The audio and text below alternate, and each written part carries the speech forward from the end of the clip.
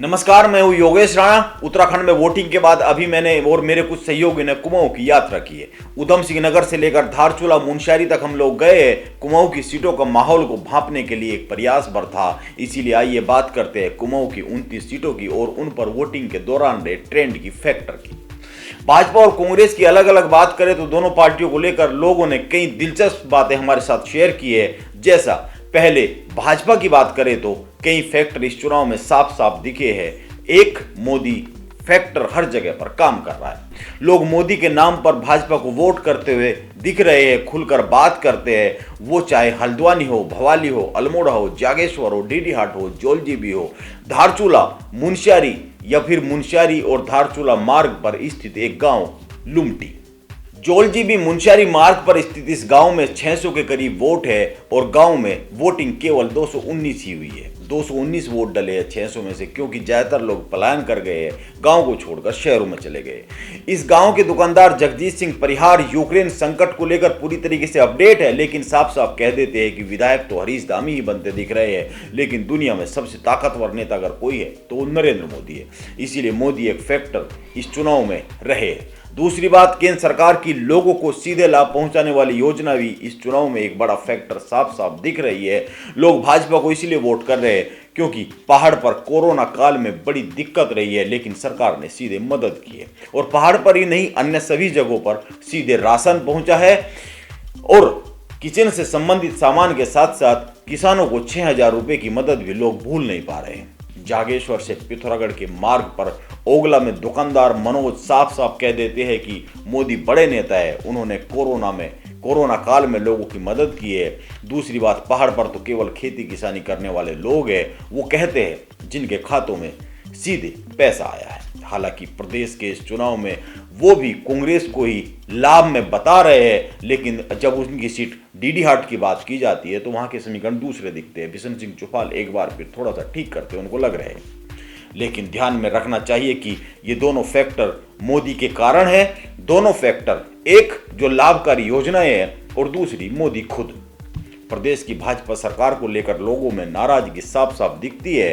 राजनाथ उत्तराखंड में आकर कहते हैं कि हमारी मर्जी 5 साल में चाहे जितने मुख्यमंत्री हम बदले। पुष्कर सिंह धामी कहते हैं कि केवल ड्राइवर बदले हैं, गाड़ी तो वही है और मंजिल भी वही है गाड़ी की।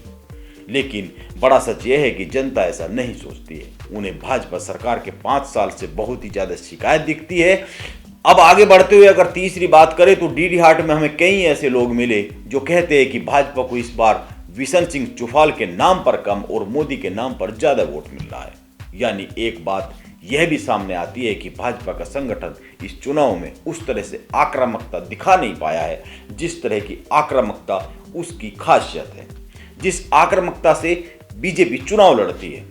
ऊपर से संगठन में भीतरघात की बात करीब करीब हर सीट पर देखने को मिल रही है। लोगों का कहना है कि कोई ऐसा चेहरा प्रदेश भाजपा में इस चुनाव में नहीं था जो संगठन को संभाल सके, संगठन के लोगों को कंट्रोल कर सके। मदन कौशिक अपनी हरिद्वार सीट पर ही फंसे रहे, वैसे भी उनको एक तरफ बैठा दिया गया, साइडलाइन जैसे ही रहे हैं वो। पुष्कर सिंह धामी की 5 माह में वो छवि नहीं बन पाई कि हर सीट पर भाजपा को मैनेज कर सके, भाजपाइयों को मैनेज कर सके। त्रिवेंद्र सिंह रावत, निशंक जैसे बड़े कद के नेता इस बार चुनाव में एक्टिव दिखे नहीं है। इसीलिए भाजपा ने चुनाव मोदी और मोदी सरकार की योजनाओं के भरोसे उत्तराखंड में लड़ा है। प्रधानमंत्री नरेंद्र मोदी के चेहरे को ही उत्तराखंड में आगे रखा गया है, या फिर जिन सीटों पर भाजपा का चेहरा मजबूत था वहां पर उम्मीदवार अपने बूते लड़ते हुए दिखे। इसके साथ ही एक और बात बताना चाहूंगा, उधम सिंह नगर की कुछ सीटों को छोड़कर लैंड जिहाद और कॉमन सिविल कोड कहीं पर भी इस चुनाव में मुद्दा बनता नहीं दिख रहा है। यानी भाजपा का ध्रुवीकरण का दांव चलता हुआ दिख नहीं रहा है। धारचूला और बागेश्वर में जरूर कुछ लोगों का कहना है कि यहाँ पर मुस्लिम आबादी बड़ी तेजी से बढ़ रही है। जब हम धारचूला से मुनस्यारी जा रहे थे तो लुमटी गांव में एक दुकान पर कुछ लोग मिले। यहाँ पर चाय पीते हुए जब बात हुई तो कुछ लोगों ने कहा कि मुस्लिम आबादी बहुत तेजी से नहीं बढ़ रही है, कुछ इलाकों में बढ़ रही है, लेकिन काम के लिए कई सारे लोग पिछले कुछ सालों में यहाँ भी आए हैं। अगर हम लुमटी गांव की, लुमटी और उसके आसपास की बात करें, हम जोलजीबी और मुनस्यारी मार्ग की बात करें तो बोले कि कुछ लोग पिछले कुछ सालों में यहाँ पर आए हैं और यहीं पर रह गए हैं। लेकिन इस पर वोट कितना पड़ेगा, यह मुद्दा चुनाव में कितना चलेगा, इस पर कुछ अभी कहा नहीं जा सकता है। ये बहुत उस तरह से दिखता नहीं है, क्योंकि अब अगर कांग्रेस की बात करें तो कुमाऊं में ज्यादातर सीटों पर उम्मीदवारों ने अपने दम पर चुनाव लड़ा है। बहुत ज्यादा भीतरघात कांग्रेस में कहीं दिखता नहीं है। इसी के साथ कांग्रेस के 4 धाम 4 काम नारे के तहत 500 रुपए में सिलेंडर देने का वादा लोगों की जुबान पर चढ़ा है। जब हम अल्मोड़ा में कुछ लोगों से बात कर रहे थे तो कईयों ने साफ साफ कहा कि रसोई गैस सिलेंडर मैदानी हिस्सों में 900 रुपए के करीब मिलता होगा, लेकिन यहाँ पर तो कई हिस्सों में 1300 रुपए तक में बढ़ रहा है। आज के हिंदुस्तान अखबार ने इस पर एक खबर भी छापी है। इस खबर के अनुसार कुमाऊं और गढ़वाल के कई हिस्सों में रसोई गैस सिलेंडर लोगों को 1800 रुपए तक में पड़ रहा है।